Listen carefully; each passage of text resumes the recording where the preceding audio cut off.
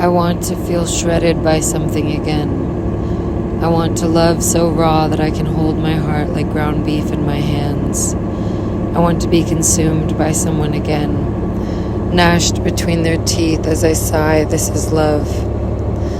I want to be held by someone. I want to caress someone's face, look at them and know. I want to know their skin as well as my own, have their fingers memorized better than my own. I want to know when they're hungry, be there when they cry. I want to feel in my guts the roots of the connection growing deeper. I want them to hold my face gently, fiercely, and feel the reluctance to pull away. I want to trust that there won't be a last time. I want to know myself down to my fingertips. I want to have every freckle committed to memory. I want to breathe deep and feel the edges of myself and know they're expanding. I want to cradle my soul in the palms of my hands and whisper all the things I'm too scared to hear. I love you. I will never stop loving you. You are everything I dreamed to be and will be. I want to know why. I wrote this earlier this year in February, and I feel like, that was coming out of winter, and now this is coming out of summer. Such seasons of stark either reflection or expression, I think, accordingly. Winter is reflection and summer is expression. That you start yearning for action. Autumn and spring are a lot more action-oriented seasons because, autumn, you start cutting away what is excess. You start getting to the brass tacks of things. You start focusing on the essentials. In autumn, get to the root.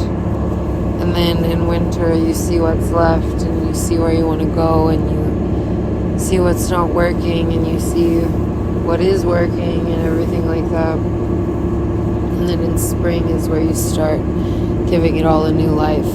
And the yearn at the end of such poignant seasons as winter and summer for something substantial, for growth in this direction that you've found. That makes sense that it's similar.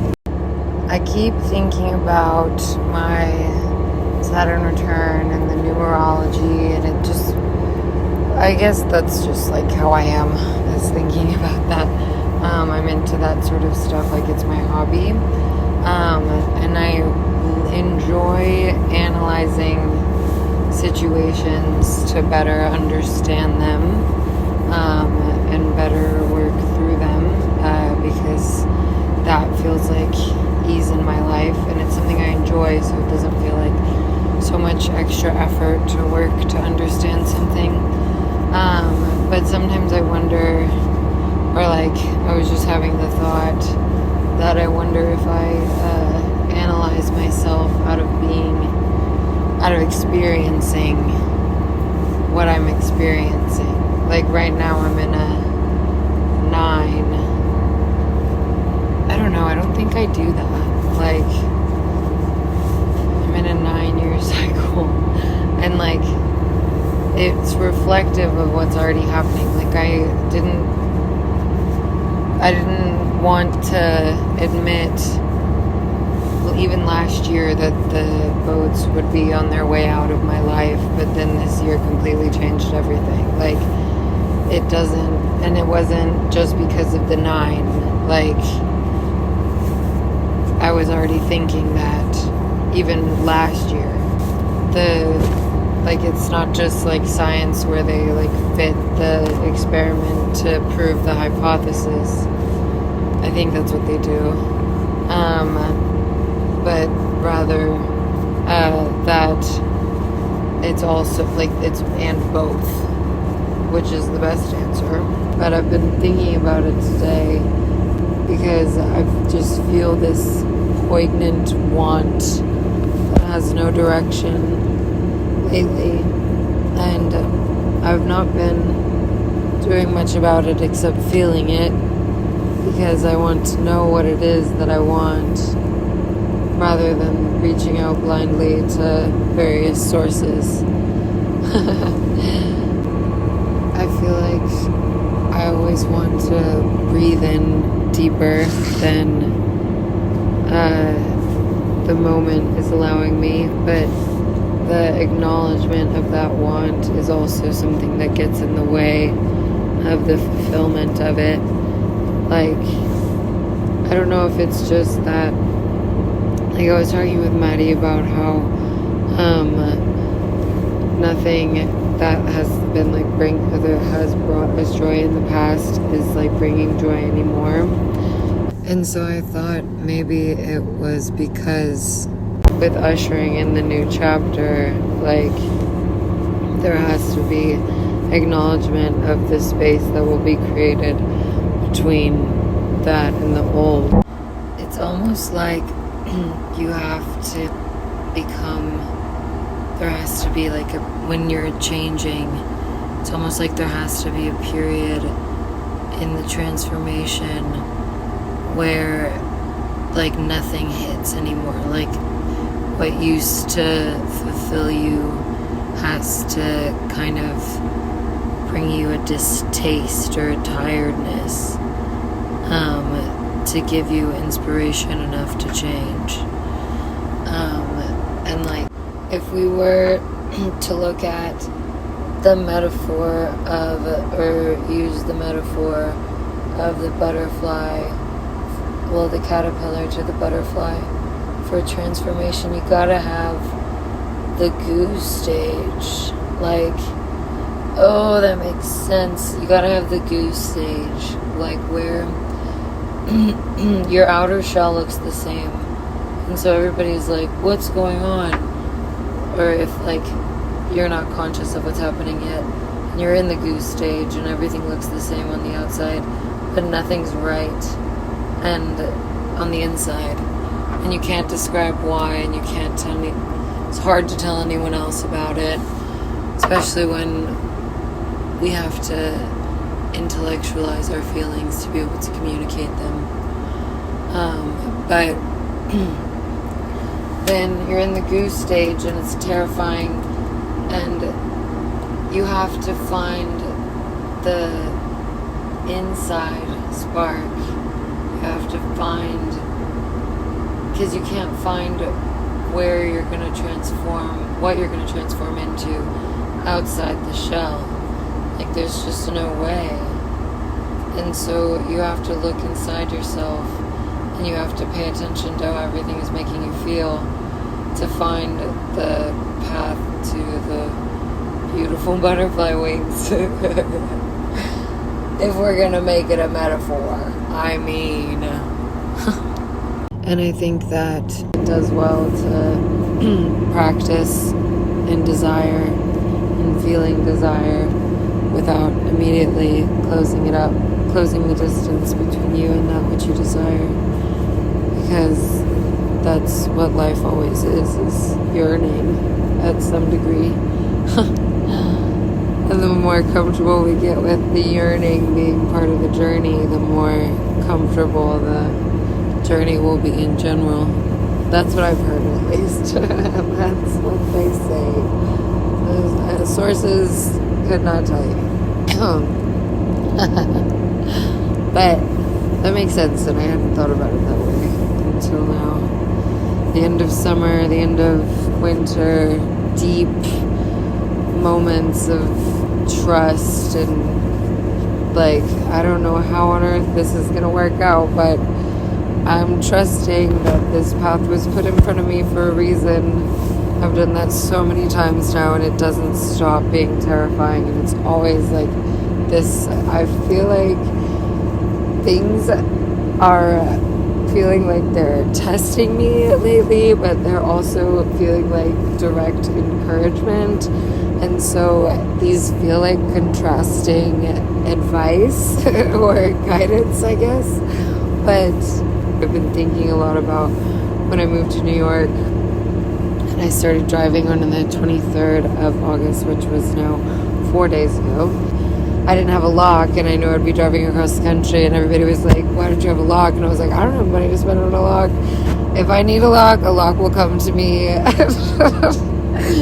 then my roommate's dad had a lock, and I went to see them, packing up my roommate's stuff from their storage unit in Dallas. That was the first place I went to, was to see them. And then it could stay in the family. I just gave it back to my roommate.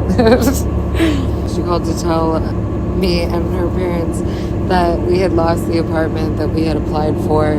And so essentially we were packing up the U-Haul, and I then had nowhere to drive.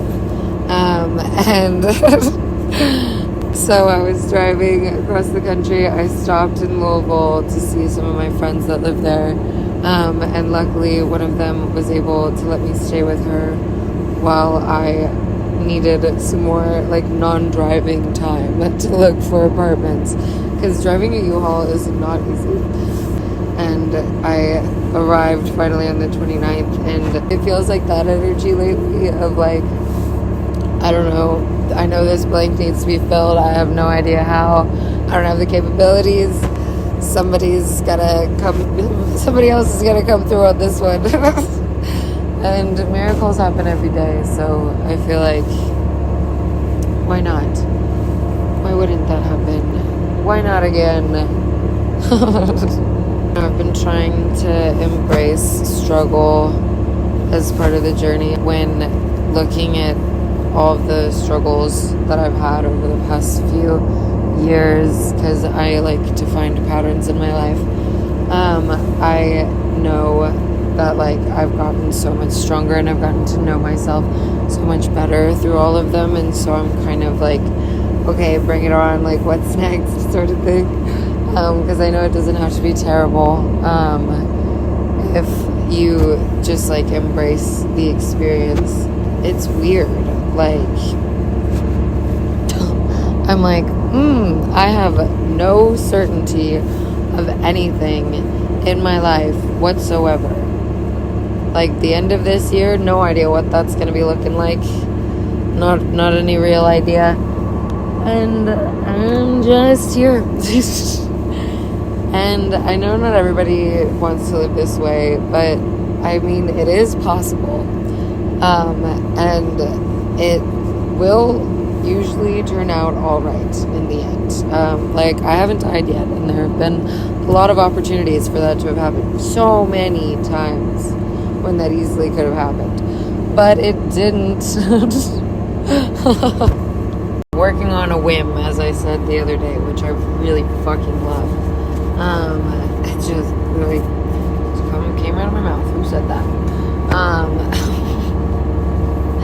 I can't tell how crazy it feels to just like proceed purely based on intuition. Like, I think about, if it makes me feel good, I'm putting it on the calendar, like, and I'm just gonna trust that it works out. Like, I don't know how it will, but I know that it will, because it has before, and it has every time before. I want to keep making decisions this way. Like, if it makes me feel good, it's gonna happen, or like it's what I'm supposed to work towards. But like, then if it's like also like, okay, so if I want this, it feels like it's a sign that it's something that I need to pursue, and that it's something that is meant for me, because in some capacity I'm being drawn to it. I'm supposed to interact with it. But then it's like, how much is surrendering, and how much do you have to sit on your hands, and how much do you have to bring to the table, and then how much is meddling and forcing, where's the balance? And I guess maybe every situation has a different balance, and every environment and every you has a different balance, I guess. And it's finding what works for you in each new environment, and just trusting that while you have it, knowing that it will also change as you change. and as the environment changes. That makes sense. And then you're swimming through the swamp again, and you're confused, and who am I, where am I, and it's terrifying. I feel like it's less terrifying this time, a little bit less terrifying this time. Like, I feel more excited, and I don't know if it's because I'm embracing a new path or a new way of thinking. I feel more excited for this change and like ready to embrace all of the challenges that I know are coming my way. Like, I know they're going to be hard, but I know they're not going to kill me, and I know they're there for a reason. And so I don't feel as terrified because I feel like I trust the process, and I know it. Yeah, I know there's a why behind it, even if I don't understand it or if I don't know it. Yeah. That makes sense. I think our why is one of the things that we create every day. I think it is created every day. And I think if you're not doing conscious creation of what your purpose is and what you're doing, then it will be a lot of like false idols and false icons and subscribing to this way of life that you're told you're supposed to have, and then you wake up however many years later and you see it meant nothing to you. And who is you anyways? Like, who's the person behind this why that they've been producing for however many years? The why is also never an exact answer. Like, I think, like, my favorite writer, Andrea Gibson, said, and now I have this tattooed, the answer is always a question. There is no truth more true than wonder. And you can endlessly wonder why. And there's no exact answer to any question of why except the ones that we create. Even in all of this God stuff, like any kind of religion or any kind of belief system, it's something we created, and we can just, and as connected as we feel to the higher power or whatever you want to call it, it's still like, I don't know which one is more true. I'm just choosing to believe in one of them. I feel like also at a certain point I'm just repeating myself over and over and over again, and as if saying that this truth that I'm holding on to will change and give new enlightenment if I just say it again or say it a different way, and that does actually work a lot. But maybe this is what I was kind of saying with the analyzing myself out of the situation. Like, I think I sometimes forget to experience something for the sake of narrativizing it. Like, this happens a lot when I'm going into a trance state, or like when I'm doing anything that like I'm feeling a lot and it feels big and everything like that, and I just think like my brain starts immediately figuring out how to make it a story, and then I'm like, wait, but I'm living it right now, and how do I remember to just let myself live it? How do I let myself just live it? As Charles said, just sitting on your hands is one of the hardest things. Oh gosh, patience is the act of trust in practice, and I trust myself, and I trust the universe, and I trust spirit to be guiding me on the path that it knows is best for me, and helping me know what my next steps are and everything. It's worked out so far. This has been the craziest year of my life. Absolutely insane.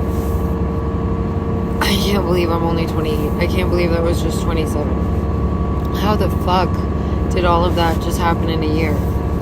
Like, I was in Italy twice this year for my year. I went to Europe twice. I went to fucking school where I learned how to talk to the dead and how to talk with the invisible forces that are interacting with everything around us. Well, hopefully one day I will be good at that. Hopefully one day I'll figure that out. And then I met this girl who was really cool. I went to the Arctic. I saw polar bears. I got to go to that school with my best friend of my whole life and experience that with her, and we made it through a week of being with each other, and we only love each other more now. I haven't lived anywhere for this whole year, nor did I last year. I've been homeless. God, I'm so lucky. This is insane.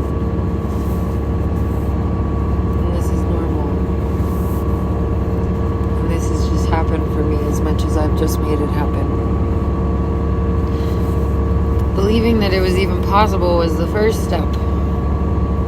Fucking around and finding out, the first step.